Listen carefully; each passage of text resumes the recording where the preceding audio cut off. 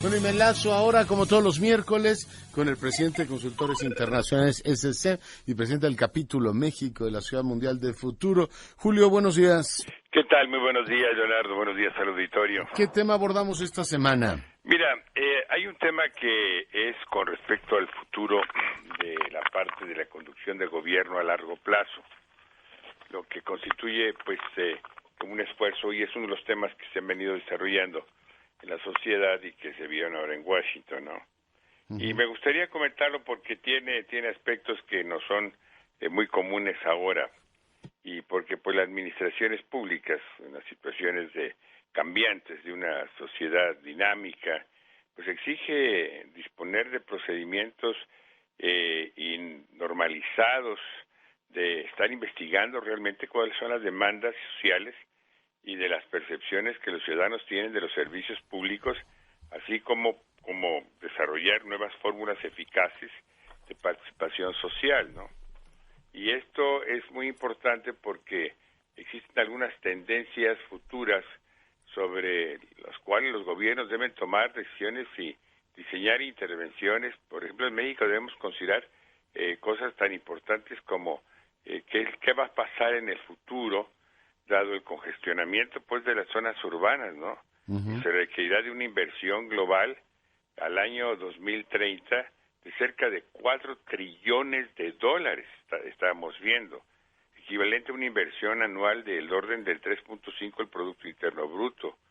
Digo, y en sectores como transporte, energía, agua, comunicaciones, lo cual representa que se incrementen en un 50% según los cálculos de la OECD para los años comprendidos entre el 2025 y 2050.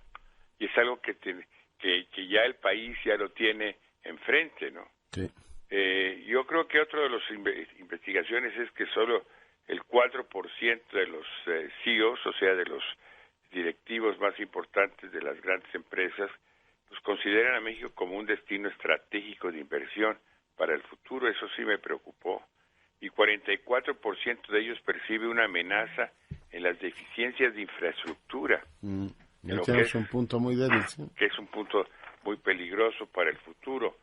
Fíjate que para el año 2050, pues en México, según los cálculos de proyecciones, seremos 150 millones. Te cierro la cifra, se tiene la cifra más precisa, con una esperanza de vida promedio al nacer de 79 años. Esto nos lleva a que, de los cuales solo 33 millones serán menores de 15 años y casi 13 millones serán mayores de 65 años.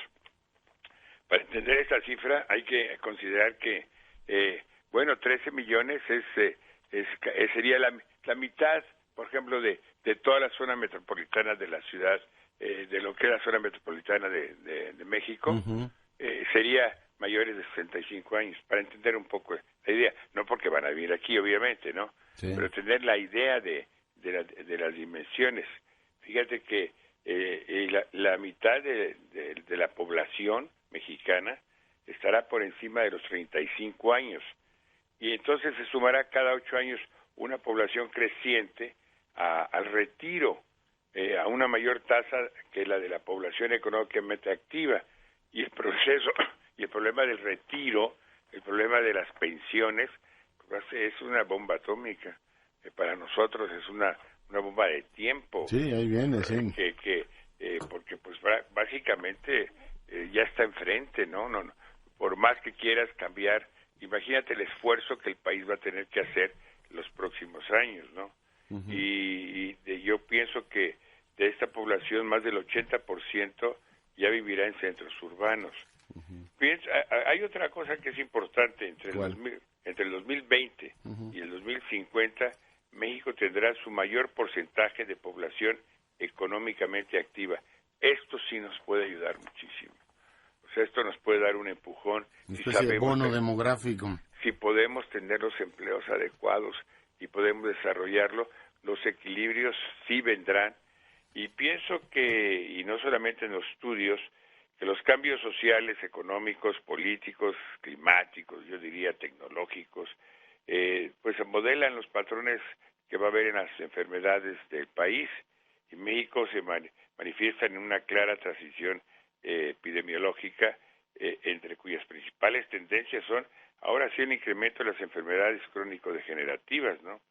Que es la hipertensión, la diabetes, los cardiovasculares, y las enfermedades mentales y adicciones, y el resurgimiento de enfermedades como, fíjate que viene el proceso del dengue y la influenza, el paludismo, ébola, que se señala mucho en el proyecto del futuro de los países, y los cuales estarán afectando pues los grandes grupos de edad, especialmente de menores de 10 años y mayores de 60, ¿no? Hay una serie de conceptos muy puntuales que se han estado estudiando sobre los asuntos públicos, lo que respecta a cómo abordarlos, cómo es una conducción de gobierno lógico, necesario a largo plazo, ¿no? Cómo es la gobernabilidad, la responsabilidad gubernamental directa, pasando por la autogestión hasta la atención privada de los mismos. O sea, hay una serie de sugerencias muy importantes que desafortunadamente son largas y por lo tanto no se pueden usar rápidamente por una entrevista corta. Pero el contexto es la sustentabilidad, por ejemplo, de los 4, que requiere ser concebida como una estrategia y un proceso que determina pues un asunto atendido, cómo transformarse en otro, y existe el recurso y pueden tener los recursos para mantenerlo. O sea, cada decisión tiene un efecto que va a tener una inversión. Este proceso es muy interesante, porque no son decisiones, es que hago esto porque nada más va a quedar aquí. ¿Qué efectos tiene la inversión en la parte expansiva, no? Hay otro concepto, que es muy importante, que es la integralidad. O sea, y esto es entender que todos los asuntos tienen un grado mayor o menor de interdependencia. Si tú tomas una acción de negociar con los del CENTE, tiene una acción expansiva en todo el país. Es un efecto de expansión. Eso se llama integralidad. Esto tiene un aspecto muy importante de cómo coordinar las estrategias para producir un efecto positivo sobre la estructura del problema. O sea, que tienes que hacer que los problemas tengan luego un efecto positivo y no negativo. Y esto en el proceso de la prospectiva es extremadamente importante. Es todo un tema que algún día podríamos tocar un poco más. Claro. Luego está la corresponsabilidad. O sea, cada actor debe asumir la responsabilidad con terceros y los beneficios y las consecuencias de las decisiones tomadas. Cada quien que toma una decisión sabe que va a afectar a terceros y cuáles son las acciones. Este elemento de gobernabilidad, de gobierno para los próximos años es fundamental. Y terminaría, Leonardo, diciendo que la gobernabilidad y gobernanza en un mundo en el cual las fronteras geográficas son insuficientes para definir las autonomías y la capacidad de gestión de los estados, tenemos que pensar que los problemas globales con soluciones locales. O sea, es un cambio de paradigma, de actitud, en donde la capacidad, la inteligencia de los gobiernos en el futuro y actualmente, pues lo importante es que lo que no se haga hoy, pues en el futuro nos va a avasallar, ¿no? Claro. Entonces, y esto es lo que tenemos que luchar. Muy bien. Pues mi querido Julio, muy agradecido por tu participación, como todos los miércoles. Muy buenos días. Julio Millán para Fortuna Nuestra, todos los miércoles.